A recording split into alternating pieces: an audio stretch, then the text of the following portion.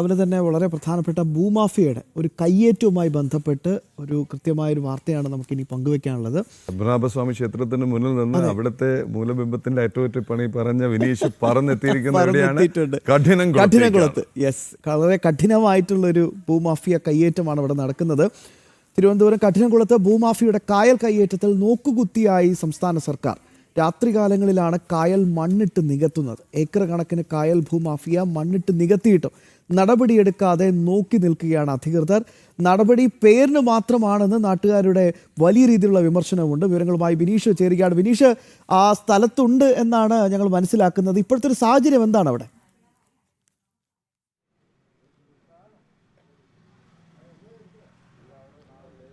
തീർച്ചയായിട്ടും ശ്യാമ പറഞ്ഞതുപോലെ തന്നെ വളരെ കഠിനം തന്നെയാണ് ഇവിടുത്തെ അവസ്ഥ. ഈ സ്ഥലത്തിൻ്റെ പേര് പറഞ്ഞതുപോലെ തന്നെ. കാരണം മറ്റൊന്നും കൊണ്ടല്ല, നമ്മുടെ ക്യാമറാമാൻ കയറി നിൽക്കുന്നത് ഒരു സ്വകാര്യ വ്യക്തിയുടെ മതിലിന് മുകളിലാണ്.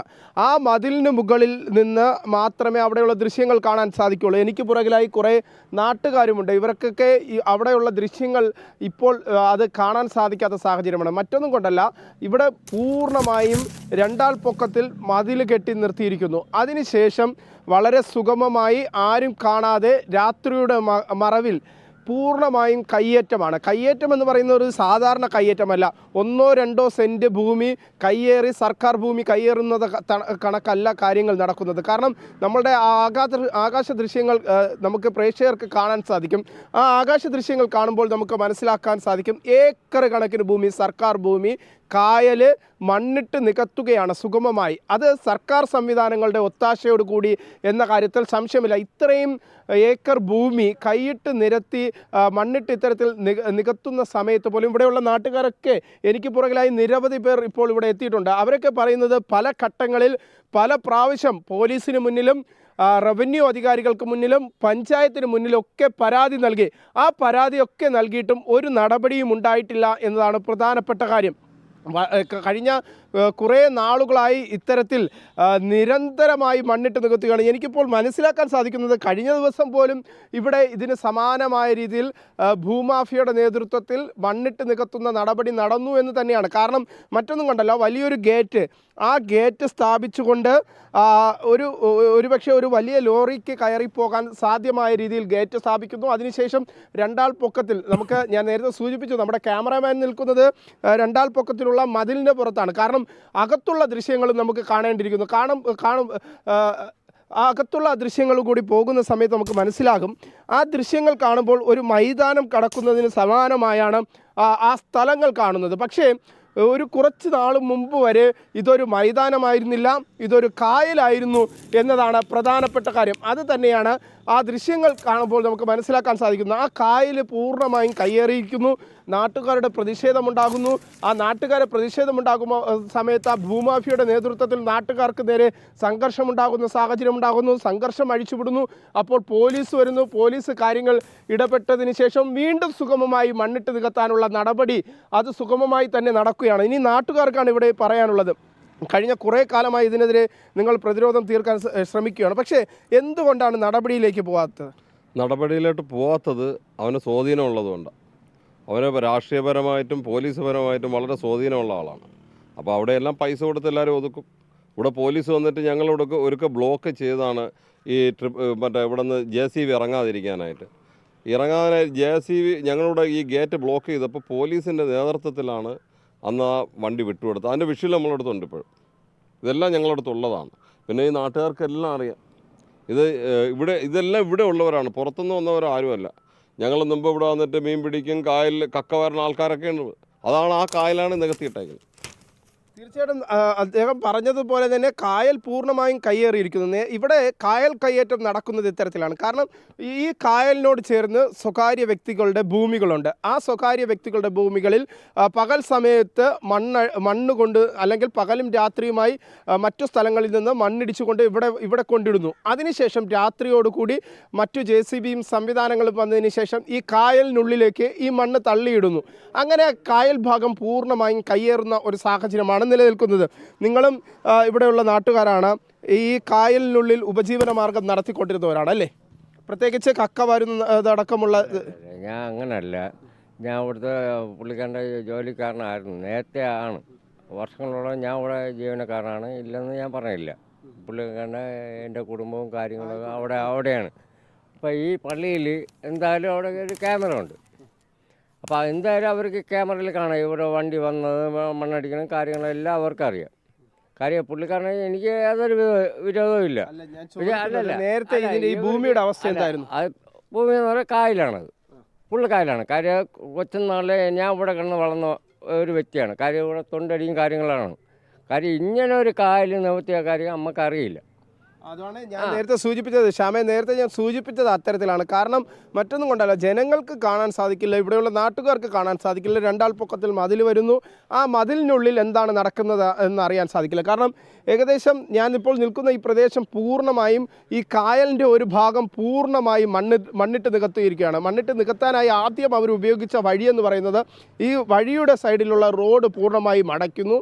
അത് ജനങ്ങൾക്ക് കാണാൻ സാധിക്കാത്ത തരത്തിലേക്കൊക്കെ മാറ്റുന്നു. ആ സമയത്താണ് വളരെ സുഗമമായി രാത്രിയും പകലും മണ്ണിട്ട് നികത്തി. ആദ്യം ഇവരൊക്കെ കരുതിയിരുന്നത് അവരുടെ ഭൂമിയിൽ വസ്തു ലെവൽ ചെയ്യാനായി, വസ്തുവിൻ്റെ പ്രതലം ക്ലിയറാക്കാൻ അല്ലെങ്കിൽ അത് ലെവൽ ചെയ്യാനായുള്ള നടപടിക്രമങ്ങളുടെ ഭാഗമായാണ് ഇത്തരത്തിൽ മണ്ണിട്ട് നികത്തിയതാണ്. പക്ഷേ പിന്നീടാണ് ഇവർക്ക് ഈ കാര്യങ്ങൾ പൂർണ്ണമായും ദൈർഘ്യം മനസ്സിലാക്കുന്നത്. വലിയ രീതിയിൽ ഏക്കർ കണക്കിന് ഭൂമി കായൽ, സർക്കാർ ഭൂമി കായൽ കൈയിട്ട് അല്ലെങ്കിൽ മണ്ണിട്ട് നികത്തിക്കൊണ്ട് വലിയ ഒരു ഭൂമാഫിയ ഇടപെടൽ തന്നെയാണ് നടക്കുന്നത്. മറ്റൊരു നാട്ടുകാരും കൂടി നമ്മളോട് ചേരുകയാണ്. ഇവിടുത്തെ ഒരു സാഹചര്യം എന്താണ്? പ്രത്യേകിച്ച് ഞാൻ നേരത്തെ സൂചിപ്പിച്ചതുപോലെ തന്നെ വലിയ രീതിയിലുള്ള പ്രതിഷേധം ഉണ്ടാകുന്നു. സർക്കാർ സംവിധാനങ്ങൾ എന്താണ് പറയുന്നത്? വില്ലേജ് ഓഫീസർ എന്താണ് പറയുന്നത്?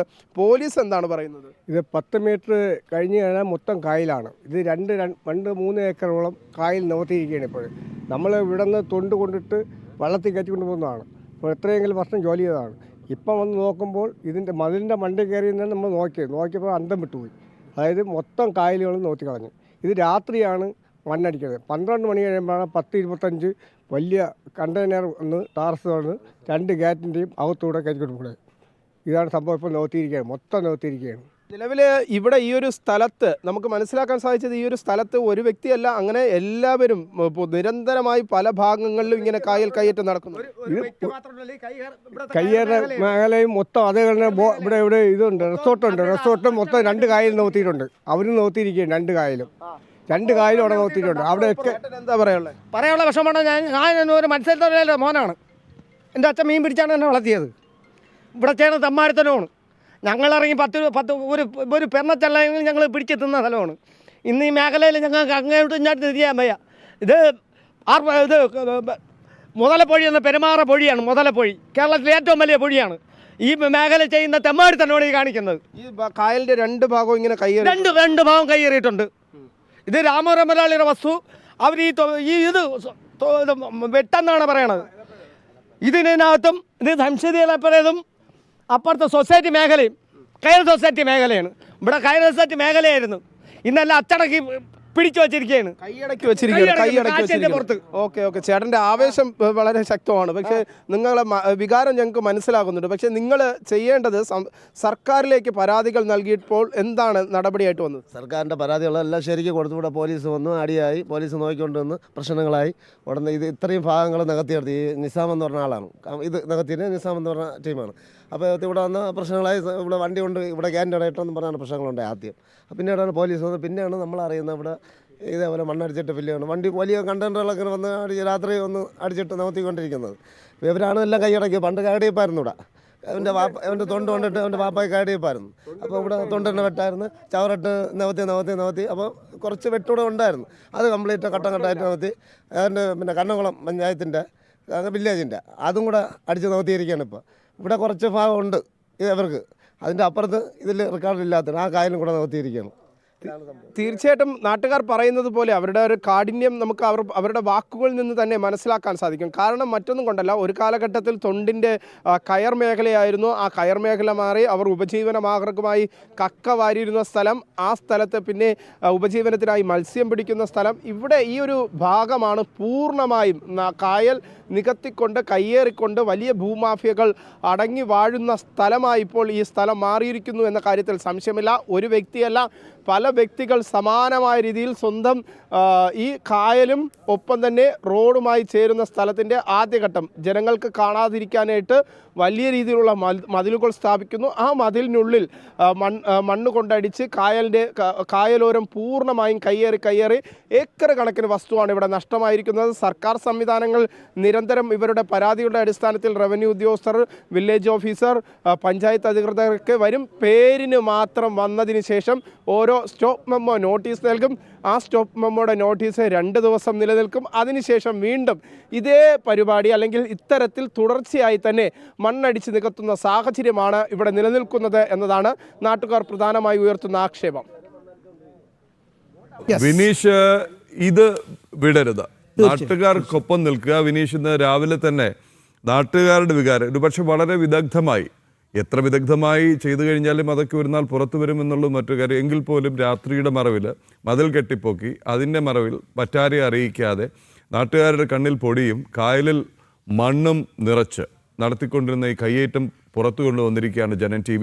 തുടരുക, പ്രതികരിക്കുമോ എന്ന് അറിയണം. തെരഞ്ഞെടുപ്പ് അടുത്ത് വരികയാണ്, അതുകൊണ്ട് തന്നെ നടപടികൾ ഉണ്ടാകുമോ എന്ന് നോക്കണം. ഇതിന് പിന്നിൽ തന്നെ ഉണ്ടാവും ജനം TVയും വിനീഷും. 100%.